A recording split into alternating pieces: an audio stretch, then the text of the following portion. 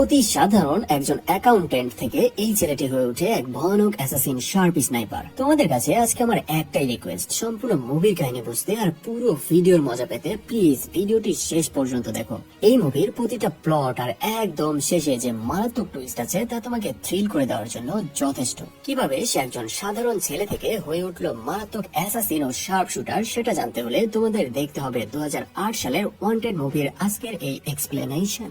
শুরুতে আমরা একদম সাধারণ একজন ছেলেকে দেখতে পাই যার নাম উইসলি গিবসন। সে একটি সফটওয়্যার কোম্পানির একজন সামান্য অ্যাকাউন্টেন্টের কাজ করে। ছোটবেলায় তার মা মারা যাওয়ার সাথে সাথে তার বাবাও তাকে একটি এতিমখানায় রেখে আসে, আর সেখান থেকে আজকে এই জায়গায়। সে যেমন অতি সাদাসিধে, তার সাথে একটি অসুখ রয়েছে, সেটা হলো হাইপার টেনশন। মানে কেউ তাকে একটা ধমক দিয়ে কথা বললেও তার হার্টবিট বেড়ে যায়, আর এই কারণে সে সবকিছু স্লো মোশন দেখতে শুরু করে। সেই সাথে তার তাৎক্ষণিক মেডিসিনের প্রয়োজন হয়। মানে বলতে পারো একটা হাবাগোবা গো বেচারা যেমন হয় আর কি, ঠিক সেই রকম। তার নিজেরই গার্লফ্রেন্ড তার কলিগের সাথে পরকীয়ায় লিপ্ত, আর এই সবকিছু জেনেও সে কাউকেই কিছু বলার সাহস করতে পারে না। চারিদিকে সবাই আনন্দ পার্টি করলেও সে সব সময় নিজেকে একা রাখে, কারণ তার কাছে না আছে পর্যাপ্ত টাকা, না আছে শারীরিক সুস্থতা। আর এভাবেই তার জীবন চলতে থাকে। অন্যদিকে আমরা এক অ্যাসাসিনকে দেখতে পাই যার নাম মিস্টার এক্স। সে একটা বিল্ডিং এ এসে তার সহকর্মীকে একটি বুলেট দেয়, আর তাকে জিজ্ঞেস করে এই বুলেট কোন কোম্পানি তৈরি করে, সেই সাথে এই বুলেট কোন রাইফেল থেকে চালানো হয়েছে, এই সবকিছুই তাকে জানাতে বলে। সেই সাথে মিস্টার এক্স দেখতে পায় তার সামনের এক বিল্ডিং এ বেশ কিছু কর্মী কনস্ট্রাকশনের কাজ করছে, কিন্তু আসলে এরা ছিল এক একটা অ্যাসাসিন শুটার। সেই মহিলা বুলেটটি খুব গভীর ভাবে পর্যবেক্ষণ করে তাকে জানায় এই বুলেট আমি জীবনে দেখিনি। ঠিক এমন সময় তাদের বিপরীত বিল্ডিং থেকে সেই স্নাইপার সে মহিলার মাথায় এক মারাত্মক শট নিলে সেই মহিলা সেখানেই মারা যায়। আর এটা দেখে মিস্টার এক্স দৌড়ে পেছনে পালাতে থাকে, আর পেছন থেকে তার উপর একের পর এক শুট চালাতে থাকে সেই স্নাইপার। সেখান থেকে পালিয়ে সে একদম লিফটের কাছে এসে লিফটের বাটন প্রেস করতে থাকে। লিফট খুলে গেলে এবার সে এক ভয়ঙ্কর গতিতে লিফটের ভেতর থেকে সে বিল্ডিং এর দিকে দৌড়াতে থাকে যেখানে সেই স্নাইপার রয়েছে। তার দৌড়ের গতিতে অফিসের সবকিছু একদম উল্টোপাল্টা হয়ে যেতে থাকে। তো বুঝতেই পারছো তার মধ্যে এক মারাত্মক সুপার পাওয়ার রয়েছে।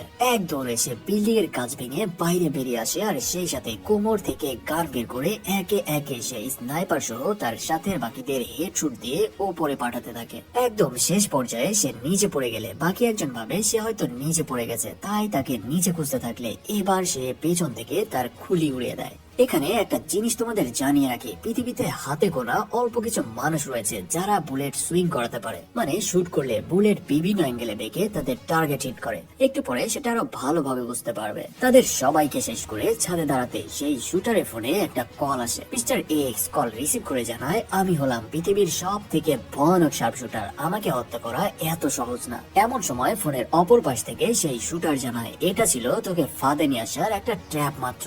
মিস্টার এক্স দেখতে পায় সে একটি এক্স সিম্বলের উপর দাঁড়িয়ে রয়েছে।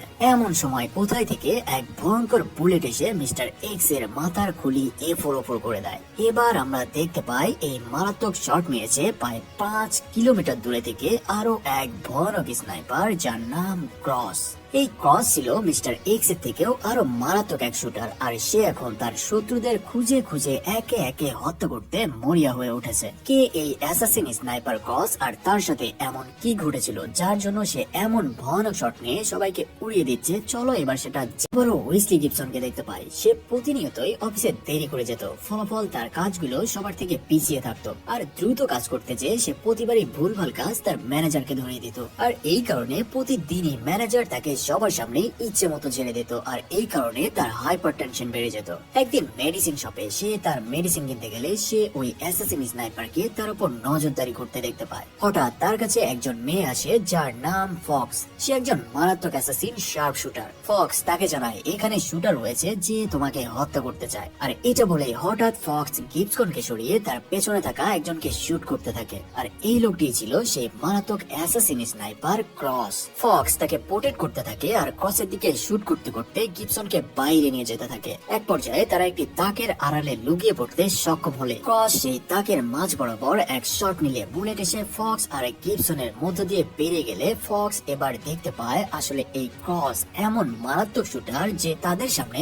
লুকিং গ্লাসে তাদের শ্যাডো দেখে শট নিচ্ছে। আর এমন শুট আউট দেখে গিবসনের আবারও প্যানিক উঠে যায়। সে বারবার ফক্সকে বলতে থাকে সে আমাকে কেন হত্যা করবে, আমার কাছে কোনো টাকাই নাই, এমনকি আমার গার্লফ্রেন্ডও আমার কলিগের সাথে পরকীয়ায় লিপ্ত। কিন্তু ফক্স তার কোনো কথা না শুনে ক্রসের সাথে শুট আউট চালাতে থাকে আর অবশেষে ফক্স গিবসনকে রেস্কিউ করে নিয়ে আসতে সক্ষম হয়। অনেকক্ষণ পর গিবসনের হুঁশ ফিরে আসলে সে দেখতে পায় সে রয়েছে একটা মাস্তানদের আতুর ঘরে। তার চারপাশে ভয়ানক ভয়ানক সব গুন্ডা তাকে ঘিরে রেখেছে। সেখানে সে ফক্সকেও দেখতে পায়। সে তাকে জানায় তাকে ধরে নিয়ে আসা হয়েছে খুবই গুরুত্বপূর্ণ একটা কাজে। কিন্তু গিবসন তাদের কোনো কথা না শুনেই বলতে থাকে, আমার কাছে কিছুই নাই, এমনকি আমার ব্যাংকে মাত্র $5 পড়ে রয়েছে, তাকে হয়তো ভুল করে ধরে নিয়ে আসা হয়েছে।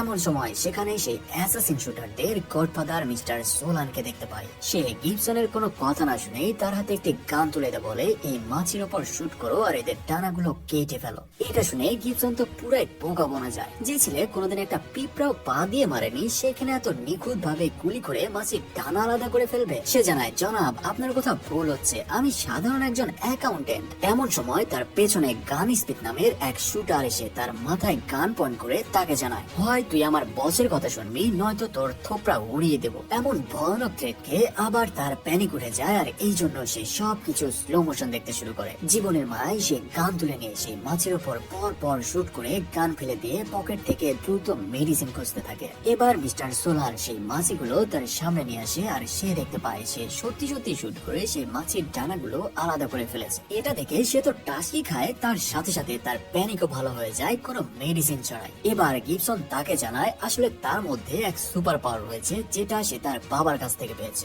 মিস্টার সোলান জানায় গিবসনের বাবা আগে নিজেও তাদের একজন সদস্য ছিল। পৃথিবীতে হাতে গোনা মাত্র কয়েকজন মানুষেরই এই সুপার পাওয়ার রয়েছে যেটা তার বাবার মধ্যেও ছিল। কিন্তু এক শুটার তার বাবাকে কিছুদিন আগে হত্যা করেছে। সে আরো জানায় তার বাবার সকল সম্পত্তি গিবসনের নামে রেখে গিয়েছে। একমাত্র গিবসনই পারবে এই মারাত্মক শুটারকে হত্যা করতে, আর এজন্যই তাকে এখানে নিয়ে আসা হয়েছে। এই সব শুনে সে ডিরেক্ট মিস্টার সোলানের দিকে গান পয়েন্ট করে জানায়, এসব ভাওতাবাজি আমাকে শুনিয়ে লাভ নাই। তখন মিস্টার সোলান তাকে জানায়, আমার আশেপাশে যাদের দেখছো এরা এক একজন ভয়ানক অ্যাসাসিন। তোমাকে হত্যা করতে এদের মাত্র 2 সেকেন্ড সময় লাগবে, তাই গান নিচে রেখে আমার কথা মতো কাজ করো। আর তুমি যদি এখান থেকে পালিয়েও যাও তাহলেও তুমি মারা পড়বে। কিন্তু গিবসন তাদের কোনো কথা না শুনে দ্রুত সেখান থেকে পালিয়ে চলে আসে। পরের দিন সকালে তার ঘুম ভাঙলে সে ভাবতে থাকে এই সবকিছুই হয়তো তার একটি স্বপ্ন ছিল। কিন্তু যখন সে ওয়াশরুমে যায় তার পকেট থেকে সে আগের দিনের গান পড়ে গেলে সে মারাত্মক ঘাবড়ে যায়। সে দ্রুত তার গান কমোডের ফ্ল্যাশে লুকিয়ে অফিসে যাওয়ার সময় তার এটিএম কার্ডে দেখে সত্যি সত্যি তার অ্যাকাউন্টে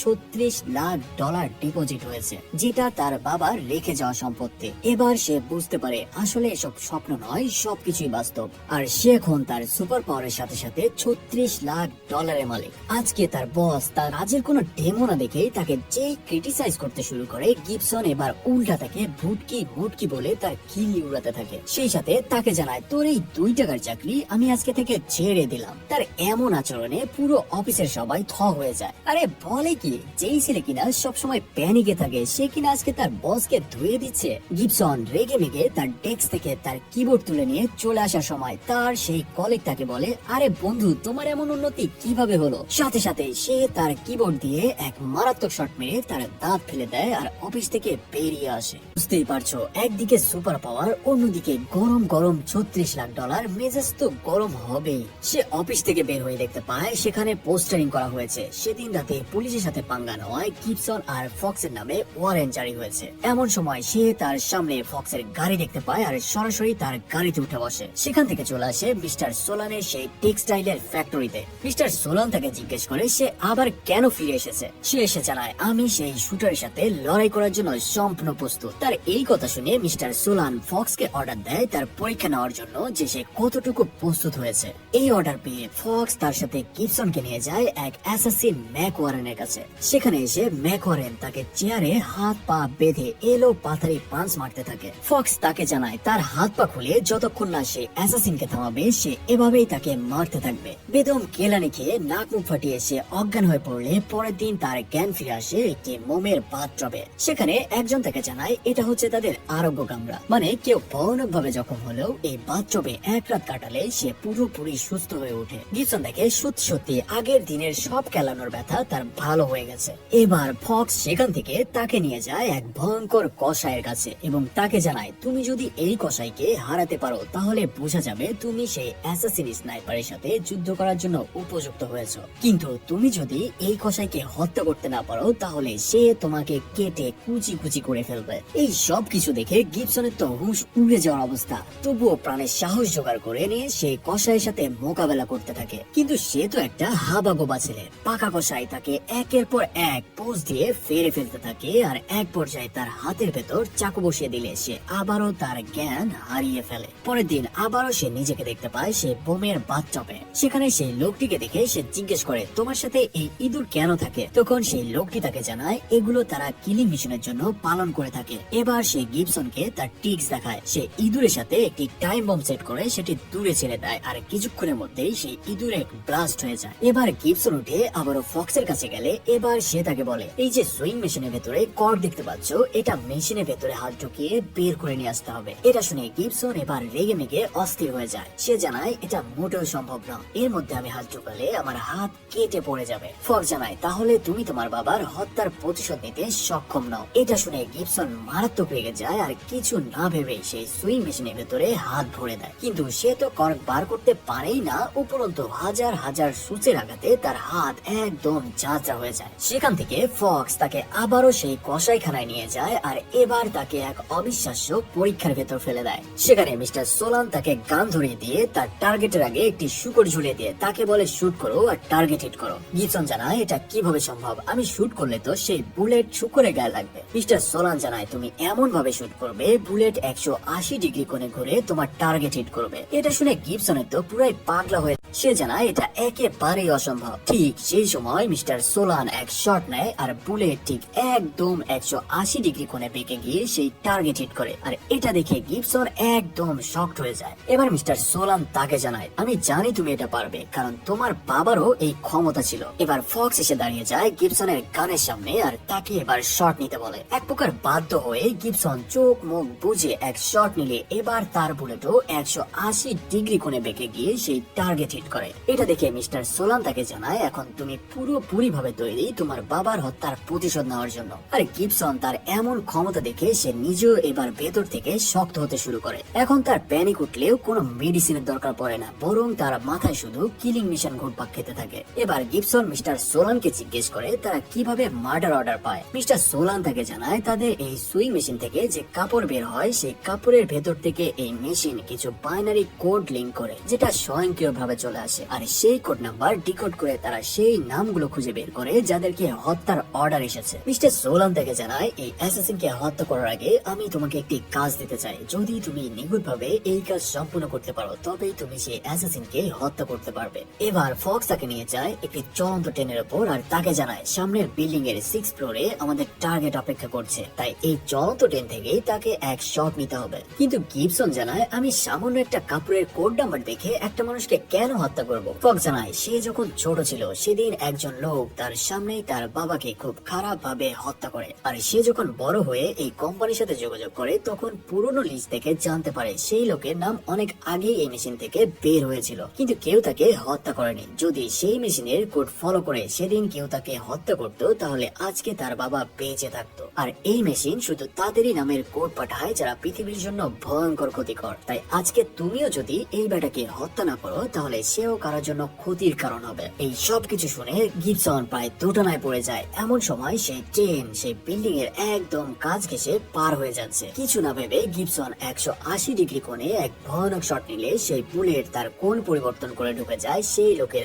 একদম বুকে। এই হত্যাকাণ্ড ঘটিয়ে গিবসনের কনফিডেন্স আরো বেড়ে যায়, তাই সে এবার তার পূর্বের সকল ফেল করা পরীক্ষাগুলো আবার শুরু করে। একটা করে হত্যা করে আর একটা করে পরীক্ষা দিতে থাকে। প্রথম হত্যার পর সে যায় সেই অ্যাসাসিনের কাছে আর তাকে জানায় তোর যেভাবে ইচ্ছা আমাকে কেলিয়ে আধমরা করে দে, যদি আমি পারি তোর নিজেকে বাঁচিয়ে নিব। সেই অ্যাসাসিন তাকে আবারও চেয়ারে বেঁধে শুরু করে আবারও সেই লেভেলের কালানি, কিন্তু এবার সে চেয়ার ভেঙে নিয়ে সে অ্যাসাসিনের থোপড়া ফাটিয়ে দেয়। সেখান থেকে সে চলে আসে সেই কসাইখানায় আর সেখানে এসে সেই কসাইয়ের সাথে এক মারাত্মক কাটাকাটি শুরু করে দেয়। ধারালো ছুরি দিয়ে তার গলায় পেটে ভয়ানক ভাবে জখম করে তাকে অজ্ঞান করে দেয়। আর এই সব কিছুই দূরে থেকে ফক্স পর্যবেক্ষণ করতে থাকে। সেখান থেকে চলে যায় সেই সুইং মেশিনের সামনে। সেখানে দাঁড়িয়ে সে এক নজরে কর্কের দিকে প্রখর দৃষ্টি দিয়ে দেখতে থাকে আর এক পর্যায়ে হাত ঢুকিয়ে সেই কর্ক বের করে নিয়ে আসতে সক্ষম হয়। তার এই সব পরীক্ষার পর মিস্টার সোলান বুঝতে পারে গিবসনের ক্ষমতা একদম তার বাবার ক্ষমতার ডুপ্লিকেট, মানে তার বাবা যা কিছু করতে পারতো এখন গিবসনও সেগুলো করতে পারে। আর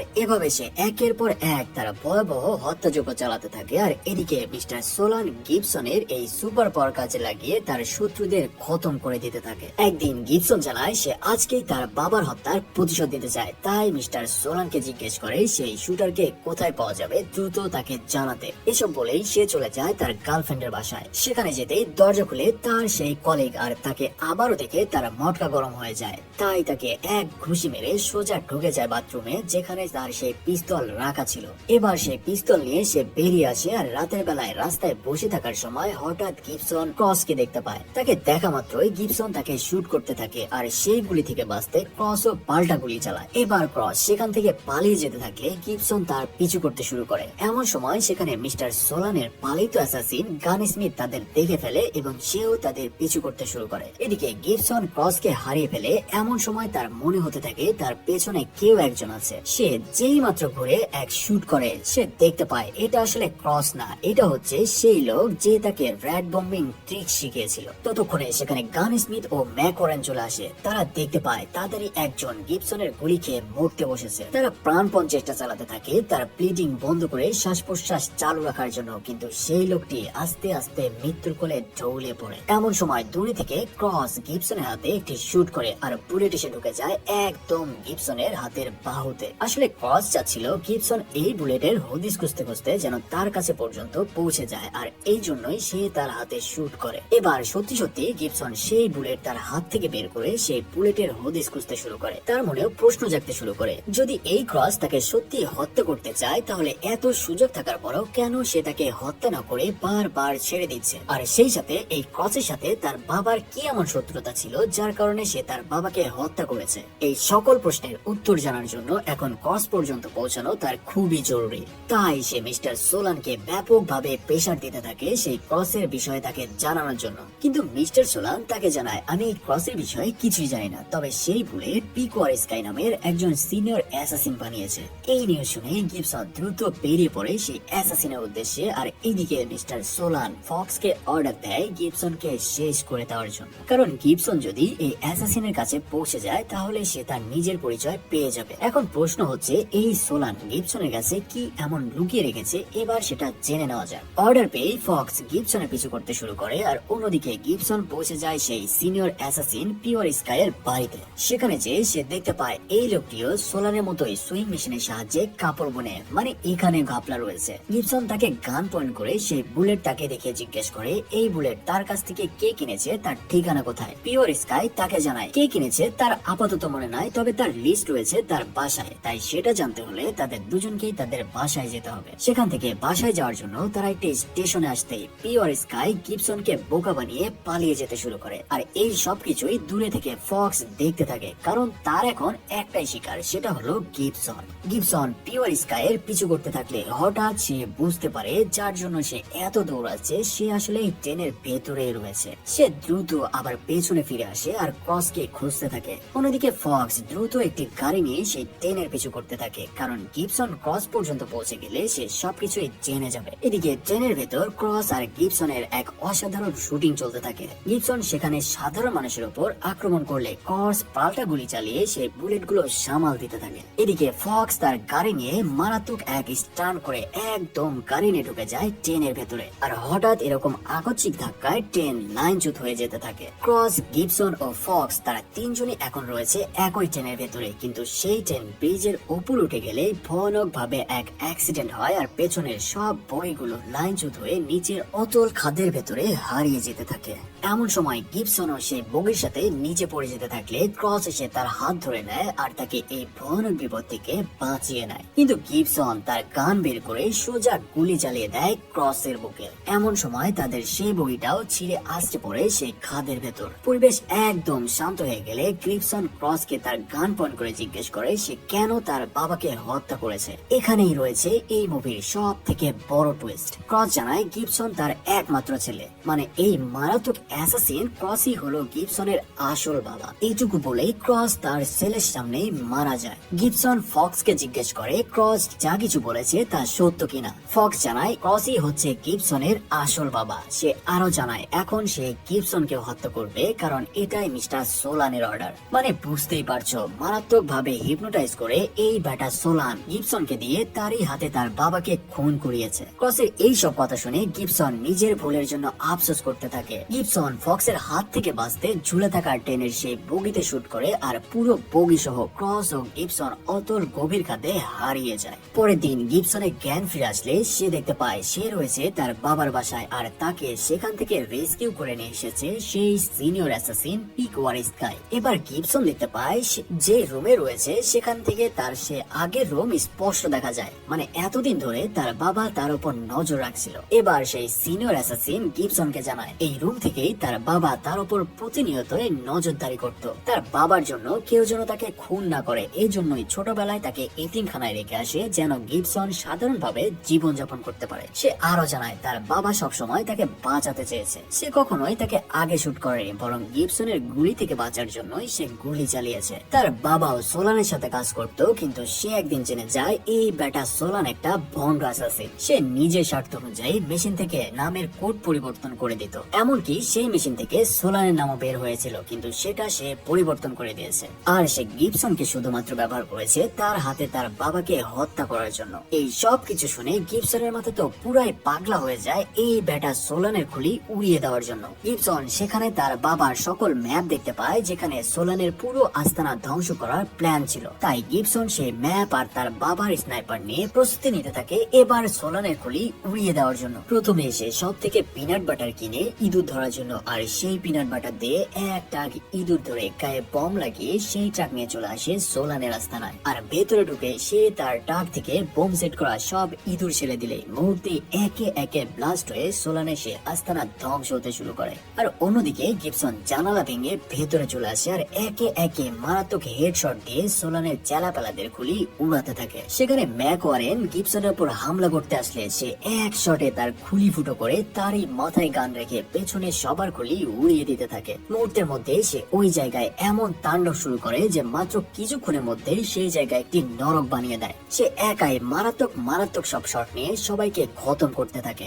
সেখানে সবাইকে খতম করে চলে যায় সেই কসাইখানায়। সেখানে যে সেই কসাইকে খুব ভয়ানক ভাবে জখম করতে থাকে আর এক পর্যায়ে তার বুকের ভেতর রড ঢুকে দিয়ে তাকেও খতম করে। এবার সেখান থেকে পৌঁছে যায় সোলানের মেইন আস্তানায়। সেখানে যেতেই চারপাশ থেকে ফক্স সহ সোলানের আরো পালিত চেলা চলে আসে আর গিবসনকে তাদের গান পয়েন্টে নিয়ে নেয়। গিবসন তাদের সবাইকে জানায় এই বেটা সোলান হচ্ছে একটা ভয়ঙ্কর বাটপার। এই মেশিন অনেক আগেই সোলানের কোড নেম পাঠিয়েছিল, কিন্তু সে সেটা বদলে দিয়েছে আর তোমাদেরও বোকা বানিয়ে নিজের গোলাম বানিয়ে রেখেছে। ফক্স সোলানকে জিজ্ঞেস করলে এবার সোলান জানায় এই মেশিন থেকে এখানে উপস্থিত সবারই কোড নেম বের হয়েছে, এমনকি ফক্সের নামও রয়েছে। সে একে একে তাদের নিজেদের সেই কোড নেম গুলো তাদের হাতে ধরিয়ে দিতে থাকে। এরপর সোলান জানায় আমি যদি তোমাদের নাম পাল্টে ভুল করে থাকি তাহলে নিজেদের গান মাথায় লাগাও আর ট্রিগার চেপে দাও, আর নয়তো এই গিবসনকে হত্যা করো। এটা বলে সোলান সেখান থেকে কৌশলে পালিয়ে যায়। এমন সময় গান স্মিথ গিবসনকে শুট করতেই যাবে, কিন্তু ফক্স তার গান থেকে 360 ডিগ্রি কোণে এক মারাত্মক শট নেয় আর এক বুলেটে একে একে সবার খুলি উড়ে যেতে থাকে। একদম শেষে সেই বুলেট এসে ফক্সেরও মাথায় লাগে আর সবার সাথে সেও অবশেষে মারা যায়। এটা দেখে গিবসনও বুঝে যায় ফক্সও তারই মতো একজন ভিকটিম ছিল, তাই সে সোলানকে কিছু না বলেই সেখান থেকে চলে আসে। তোমরা কি ভেবেছো গিবসন এই বেটা সোলানকে ছেড়ে দিয়েছে? বেশ কিছুদিন পর সোলান গিবসনকে খুঁজতে খুঁজতে তার অফিসে চলে আসে আর ফাইনালি গিবসনের মাথায় গান পয়েন্ট করে ধরে, কিন্তু সে দেখতে পায় আসলে এটা গিবসন নয় বরং তার মতোই দেখতে অন্য কেউ। ঠিক এমন সময় সোলান দেখতে পায় সে একটি ক্রস সিম্বলের উপরে দাঁড়িয়ে রয়েছে। সে মাথা তুলতেই কোথায় থেকে এক ভয়ঙ্কর বুলেট এসে সোলানের মাথার খুলি উড়িয়ে দেয়। আর এই মারাত্মক শট নিয়েছে প্রায় 6 কিলোমিটার দূরে থেকে গিবসন তার বাবার সেই ভয়ঙ্কর স্নাইপার দিয়ে। গিবসনের এই ভয়ঙ্কর শটের মধ্য দিয়ে ভন্ড সোলানের চ্যাপ্টার ক্লোজ হয় আর সেই সাথে মুভিটিও এখানেই সমাপ্ত হয়ে যায়।